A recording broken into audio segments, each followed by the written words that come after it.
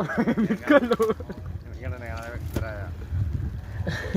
ਇਧਰੇ ਕਰ ਛੱਲੀਆਂ ਦੇ ਨਾ